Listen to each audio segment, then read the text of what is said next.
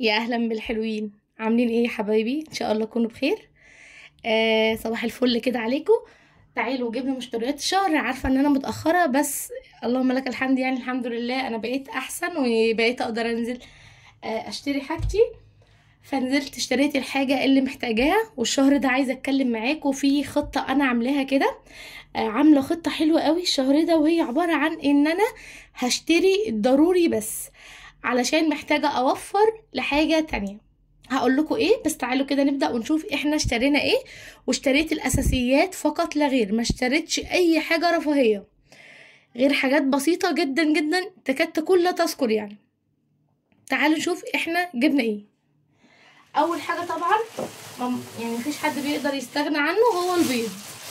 انا استخدامي في الشهر من البيض كرتونتين و10 بيضات يعني كده. بجيب اول الشهر كرتونتين زي ما انتم شايفين كده. انا مؤخرا بقيت احب البيض الابيض بصراحه. بقيت احس ان اللون الصفار بتاعه كده ابيض اصفر وشكله احلى من الاحمر. جبت كرتونتين، والبيض رخص عن الشهر اللي فات، كنت جايباها ب160 الواحده. الشهر ده الواحده ب130، فانا وفرت في الاتنين عن الشهر اللي فات 60 جنيه. فجبت الاتنين كده ب260 جنيه. كرتونتين بيض، وما شاء الله البيضه حلوه وكبيره وزي الفل. ده طبعا طول الشهر في اللانش بوكس للولاد. عايزه تعملي غدا كده سريع، طبق كده كشري اسكندراني معاه بيضتين كده مسلوقين ومتدحرجين كده في السمنه مع شويه بتنجان مخلل وسلطه، تعملي احلى اكله. كيكات طبعا، بانكيك، الوافل، الحاجات اللي احنا بنعملها للولاد دي كلها. فمش هنقدر نستغنى عن بند البيض في ايه، في الشهر عندنا. فجبت كرتونتين، الكرتونتين دول عاملين 260.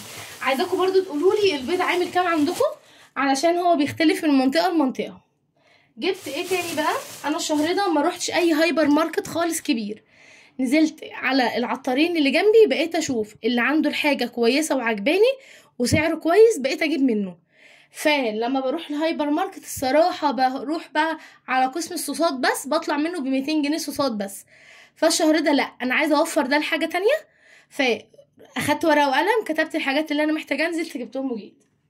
طب جبت ايه بقى؟ بصوا، ده درة الفشار ب45، انا جبت نص كيلو.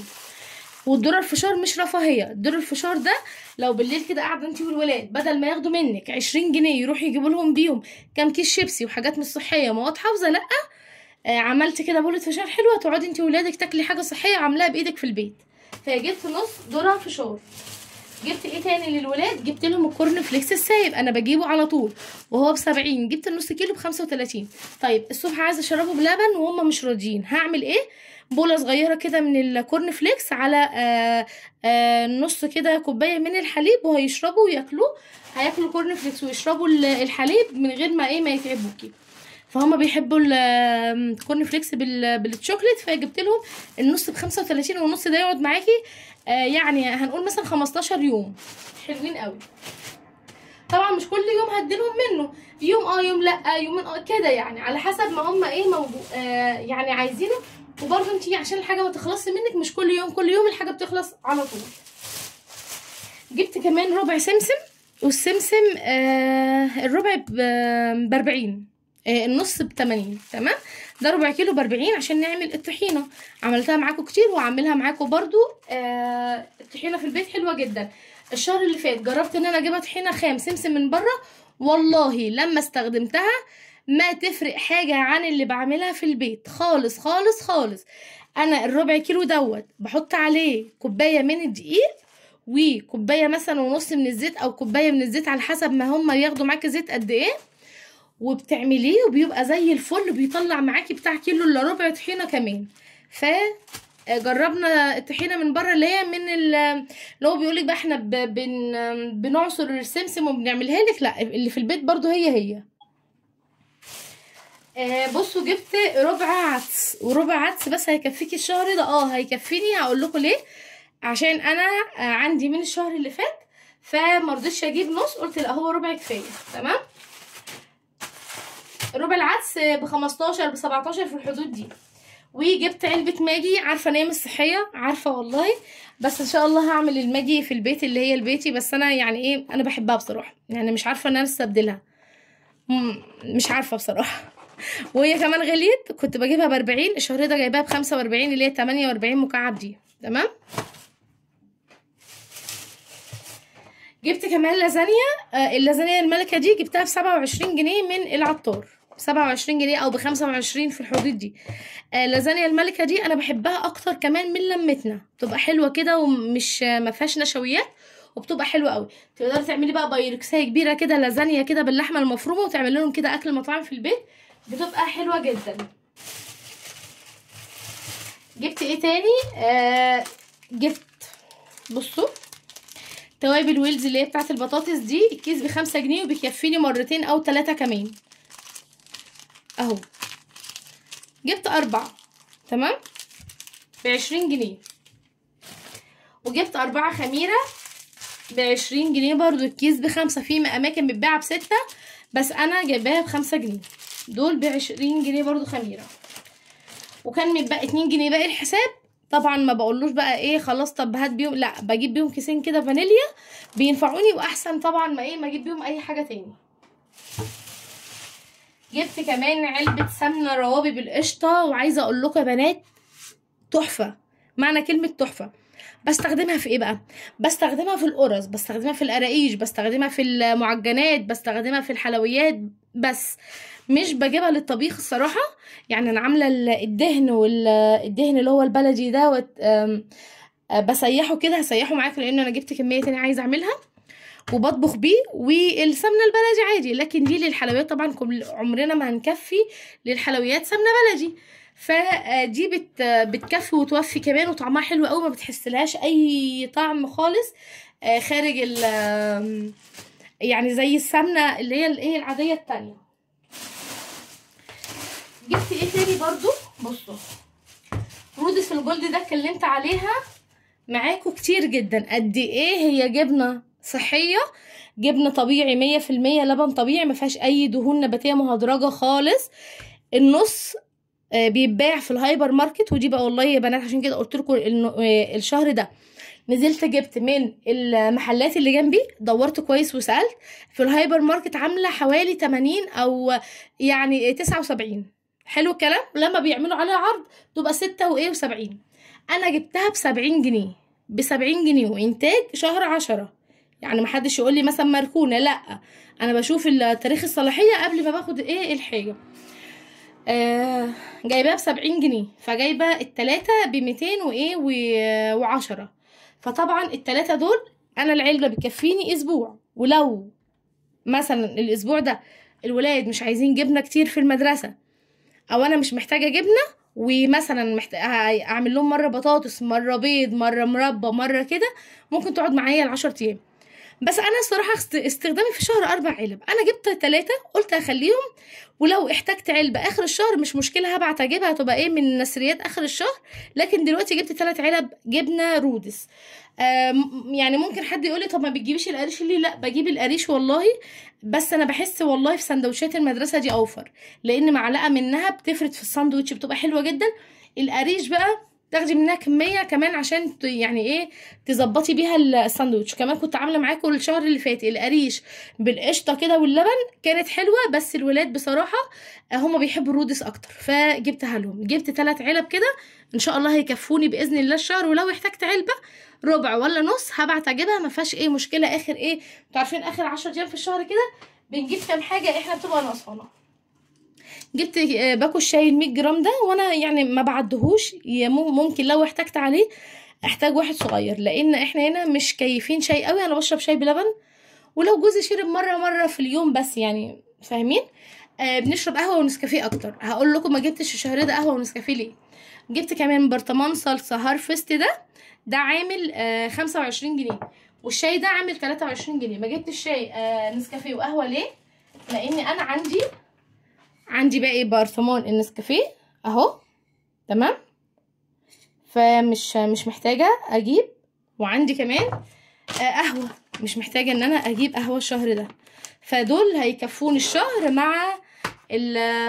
مع باكو الشاي ده، هيكفوني جدا جدا الشهر، يبقى زي الفل. فشلت بند القهوه او النسكافيه من الشهر علشان انا موجودين عندي. جبت نص كيلو دقيق بسبوسه، ودي البسبوسه السايب ب 40 جنيه، جبت نص كيلو ب 20 جنيه. عايزين نعمل لهم صينيه بسبوسه كده حلوه ياكلوها. تمام. جبت كمان رز بسمتي هو ب 60، جبت النص كيلو ده ب 30 جنيه اللي هو الهندي.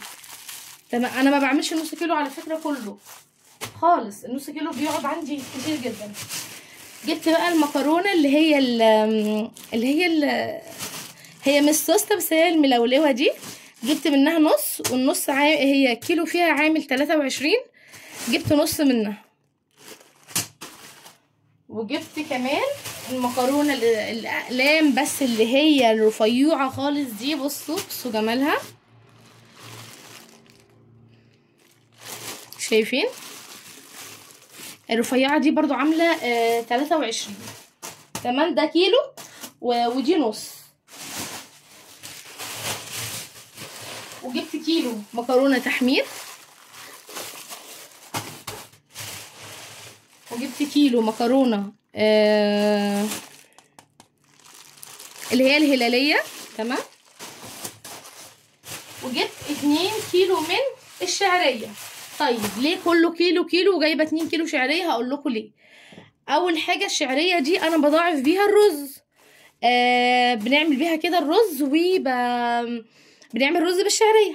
هنقول كيلو في الشهر، هنعمله مثلا على 4 مرات او 5 مرات كمان للرز. طيب ايه تاني بقى؟ الكيلو ده انا بخليه كفطار او عشاء. فطار لو يوم سبت مثلا او جمعه الولاد قايمين مش عايزين يفطروا حاجه مثلا بقى ولا فول ولا جبن ولا كده، بقوم عامله لهم الشعريه دي، بحمرها واحط عليها لبن وتبقى شعريه بلبن حلو قوي. بالليل خلصوا مذاكره وجعانين، وكنت عامله مثلا غدا على القد او الغدا مخلياه لتاني يوم مش عايزه اهدر فيه، بعمل لهم برده كده. يبقى كيلو كده ماشي فطار وعشاء، وكيلو هنضاعف بالرز عشان نعمل رز بالشعريه. طيب المكرونات اللي هي العاديه دي، المكرونه اللي هي الرفيعه الاقلام دي ودي، دول ب 22. اما المكرونات التانيه دي دول عاملين 18 جنيه. يعني دي كده عامله 18 جنيه، الشعريه الكيلو عامل 18 جنيه. لو رحت جبتيه من الهايبر ماركت اي اقل نوع مكرونه فيه ب 26 جنيه اللي هي الاكياس. فدي كده تمام قوي. جبت كمان كيلو اسباجيتي، بصوا اهو، ونص لسان عصفور. لسان عصفور لقيته صغير كده وحلو، ما بحبش اللسان عصفور الكبير، بحب الصغير ده، فجبت الشهر ده نص لسان عصفور. انا بجيب لمتنا على طول، فلما لقيت ده صغير وشكله حلو كده جبته. الاسباجيتي ب 22 زيها زي الاشكال التانية. اما المكرونات العاديه دي ب 18، فالنص لسان عصفور ده ب 9. جبت كمان تمن اسمها ايه، كزبره ب 15 جنيه عشان نطحنهم كده في البيت مع بعض.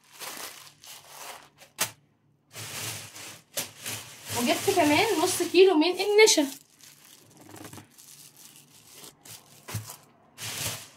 وجبت بقى النشا نص كيلو ب 20 جنيه. تمام. وجبت 3 كيلو دقيق، وكانت دي عنده عامل 16 جنيه.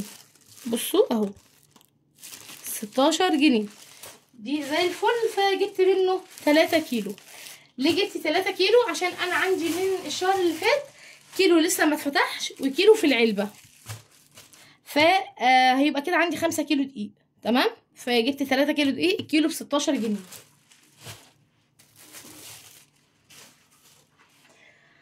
وجبت ايه تاني بقى برضو، بس هوريها لكم في الفيديو بتاعها. جبت اوكسي 2 كيلو، ده عامل 110. تمام. اللي هو باللافندر ده ريحته قلبة الدنيا. طيب ما جبتيش رز ليه الشهر ده؟ هقول لكم ليه. لاني انا عندي حوالي لا يقل عن 6-7 كيلو رز موجودين عندي. فالشهر ده بصراحه قلت لا مش هجيب رز تاني، هخليهم عشان يعني مثلا هقول لكم هعمل ايه. انا المكرونات ديت هتكفيني وزياده. انا عندي من الشهر اللي فات كميه مكرونه تانية، يعني عندي من الشهر اللي فات مثلا كيس مكرونه اهو قلم كيلو، وعندي كيلو ونص مكرونه اسباجيتي. هعمل ايه بقى؟ هقوم مثلا الكيلو الجديد دوت على كيلو المكرونه ده وده مثلا، هشيلهم وعندي كيلو لسان عصفور برضو لقيته والله انا ما كنتش فاكراه خالص. فهشيل دول كده، هيبقوا دول لكرتونه رمضان. ولقيت عندي برضو تاني في التربو ما شاء الله يعني ايه، كيس مكرونه الاصيل كده اللي هو 300 جرام، وكيس حوا اسباجيتي. فبصراحه يعني القديم ده كله هطلعه، والجديد هشيل منه لرمضان. فلو شلت مثلا الشهر ده 3 كيلو ولا 4 كيلو مكرونه لرمضان، هاجي الشهر الجاي اشيل مثلا 2 كيلو رز، هاجي اشيل ازازتين زيت، هاجي اشيل مثلا كيلو سكر. تبص تلاقي من هنا رمضان وفرت. وكنت اتكلمت معاكم في الفيديو ده قبل كده. جبت ربع عدس بس اصفر، عشان انا عندي كيلو عدس اصلا في التربو، عندي كيلو عدس. فجبت ربع، وممكن بقى الربع ده كمان اشيله، يعني مش هستخدمه واطلع من هنا، فاهمين؟ فاعملوا بقى النظام اللي هو ايه، ان انتي تبقي عامله دايما كده عارفه ايه اللي عندك وتبدليه، يعني تجيبي مثلا جديد وتشيلي الجديد وتطلعي القديم تشيليه رمضان. طيب ده كده يا ولاد الدقيق اللي انا قلت لكم عندي كيلو ما اتفتحش. افير ده حلو جدا جدا، ناس كتير شكروا فيه وانا جبته تحفه. وعندي كيلو في العلبه، وجايبه 3 كيلو. استخدم الكيلو ده او لا، مش عارفه. تمام. بس فهشيل مثلا، ممكن اشيل كيلو، وممكن لا الشهر ده مثلا لا حابه ان انا اعمل شويه معجنات وشويه حاجات كده للولاد. فلسه مش عارفه هعمل ايه في دي. بس المكرونات اللي اعرفه ان انا هشيل لا يقل عن 4 كيلو مثلا مكرونه. تمام. يعني انا مثلا ممكن او مش شايله ادي 3 هم 3 كيلو مكرونه، كيلو لسان عصفور، وكيلو اسباجيتي، وكيلو مكرونه من دي. وممكن مثلا اقوم جايه هنا عندي برضو ما شاء الله ولا حول ولا قوه الا بالله. ده بقى التوفير اللي احنا بنعمله. عندي برضو كيلو مكرونه قلم اهو من الشهر اللي فات برضو، ممكن ده هحطه هنا. وهقوم شايله كيلو المكرونه القلم الكبيره، وكيلو المكرونه القلم الصغيره دي، والكيلو سباكيتي، وكيلو لسان عصفور. ما شاء الله من هنا لرمضان لو عملتي كرتونه كده وشيلتي فيها بس حتى لو 5-6 كيلو مكرونه، على 3 كيلو رز، على ازازتين زيت، على 2 كيلو سكر، على كيسين ملح، على اي حاجه انت حابه تشيليها، هتبصي تلاقي والله رمضان جه عليكي بالخير، وهتجيبي حاجه رمضان كلها وانتي مرتاحه. ان شاء الله يكونوا بقى ايه الفيديو كده عجبكم وخدتوا منه افكار حلوه في المشتريات دي. انا محبتش الشهر ده بقى اللي اشتري زي ما قلت لكم اي رفايات، لا كاتشب ولا مايونيز ولا باربيكيو. ما اشتريتش دبس رمان عشان عندي ازازه لسه فاتحاها. البهارات عندي برضو هو اللي انا كنت محتاجاه، بس الكزبره جبتها. يا رب يكون الفيديو كده عجبكم واخدت منه يعني فكره لو بسيطه، واعملوا نظام رمضان ده هيفرق معاكم قوي. كرتونه رمضان دي بصوا، قبل ما اروح اجيب الحاجه دي الصبح فرست التربو كويس جدا بتاع الخزين، وشفت ايه اللي فيه. ساعات بيسعى علينا كده ونسيب حاجه او ننساها او كده. فالشهر ده كل اللي انا نسياه هبدا ان انا بقى ايه اطلعه واشيل من الجديد، عشان طبعا انتوا عارفين الحاجه لما بتقعد بتبقى يعني ايه كل مثلا القديم نستخدمه ونشيل الجديد عشان تبقى الحاجه احلى. واجي الشهر الجاي برضو هطلع القديم ده هستخدمه، واللي انا جايباه جديد هشيله. من هنا لرمضان احنا معانا ايه يا ولاد؟ احنا خلاص احنا 11 12 1 و2 شهر رمضان، يعني ال4 شهور دول اللي هنعرف نشيل فيهم حاجه لرمضان. فزي ما قلت لك من هنا لرمضان لو شلتي لك 4-5 كيلو مكرونه جنب 3-4 كيلو رز جنب ازازتين زيت، الحاجات دي هتيجي تجيبي حاجه رمضان هتبص تلاقي عندك بزياده. وساعتها ممكن تجيبي بقى الحاجات الرفاهيات اللي انت محتاجاها. ان شاء الله باذن الله بقى استنونا في فيديوهات اقوى، وكمان هعمل معاكم افكار حلوه جدا لخزين رمضان زي ما قلت لكم. ويا ريت بقى ما تنسوش تحطوا لايك للفيديو، وكمان لو لسه بتشوفي القناه ومش مشتركه فيها تنوريني باشتراكك. وباذن الله هستنى كومنت حلو منكم في الكومنتات، واشوفكم في فيديو جديد. مع السلامه حبايبي.